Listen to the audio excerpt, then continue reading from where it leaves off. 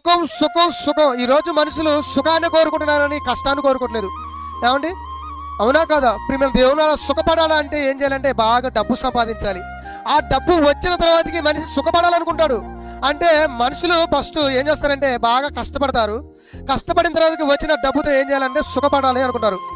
ఏమండి, అదే మాట ఇక్కడ అబ్రహాం గారు అంటున్నాడు, నా కుమారుడు నీ జీవిత కాలంలో నీకు ఇష్టమైనట్టుకు బతికావు కానీ దేవుని ఇష్టాన్ని ఏ రోజు నువ్వు తెలుసుకోలేదు అంటున్నాడు. ఈ రోజు మనం దేవుని ఇష్టాన్ని తెలుసుకొని దేవుని కొరకు ఉన్నతంగా బ్రతుకుతానికి ప్రయత్నం చేస్తున్నామా అంటే లేదు. ప్రియమైన దేవుని వల్ల నిజంగా మనం దేవుని ఇష్టాన్ని ఎరిగి దేవుడికి నచ్చినట్టుగా బ్రతికితే ఇదిగో అబ్రహాము లాగా మరి పాతాళ లోకంలో బాధపడాల్సిన అవసరం లేదు. చూడండి ఎలాగ మాట్లాడుతున్నాడు అక్కడ ధనవంతుడు. చదువు నెక్స్ట్. ఏమండి, అలాగునే లాజరు కష్టాన్ని అనుభవించాడంట. ఎవరి కోసం కష్టం? కుటుంబం కోసం కష్టమా?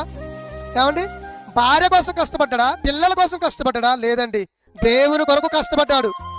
అదేనండి, మీ కుటుంబం కొరకు కష్టపడకూడదా అని మీరు అనొచ్చు. కుటుంబం కొరకు కష్టపడడం అది సెకండ్ పార్ట్.